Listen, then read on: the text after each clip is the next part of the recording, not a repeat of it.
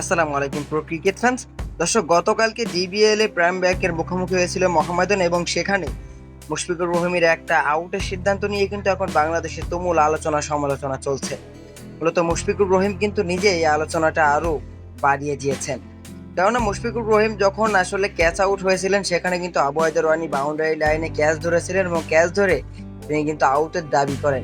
ডিবিএলে যেহেতু review system নেই, সেক্ষেত্রে কিন্তু আম্পায়ার রনির কথা বিশ্বাস করে কিন্তু আউট দিয়ে দেন। কিন্তু পরে অবশ্য মোবাইল ক্যামেরায় ধারণকৃত একটা ভিডিওতে দেখা যায় রনির পাটা বাউন্ডারি লাইনে ছুঁয়েছিল। আর সেজন্য কিন্তু মুশফিকুর রহিম আজকে তার অফিসিয়াল ফেসবুক অ্যাকাউন্টে মার্শাল্লাহ লিখে একটা পোস্ট করেছে। আর মুশফিকুর রহিম অনেকটা হতাশ হয়েছে যে এরকম ভাবেও আম্পায়াররা কিভাবে আউট করে দেয় একজন ব্যাটসম্যানকে। অপরদিকে তামিম ইকবাল সহ তার সতীর্থরা কিন্তু একটা মোবাইল ফুটেজের ভিডিও নিয়ে চতুর্থ আম্পায়ারকে দেখানোর জন্য এগিয়ে আসছিল, কিন্তু শেষ পর্যন্ত আম্পায়াররা কিন্তু ওই মোবাইলের ভিডিওটা দেখতেও নারাজ ছিল, যে ভিডিওটা আপনার শুরুতে দেখেছেন। তবে শেষমেশ কিন্তু মুশফিকুর রহিমকে আউট ঘোষণা করে দেন আম্পায়াররা এবং মুশফিকুর রহিম হতাশ হয়ে মাঠ ছাড়েন। আর মুশফিকুর রহিম পরে যখন এই ভিডিওটি দেখেন, পরে স্পষ্টভাবে দেখা যাচ্ছে রনির পা বাউন্ডারিতে লেগেছে। আর এই জন্যই কিন্তু তিনি আজকে মার্শাল্লাহ লিখে এই ছবিটি তার ফেসবুক অ্যাকাউন্টে পোস্ট করেছেন।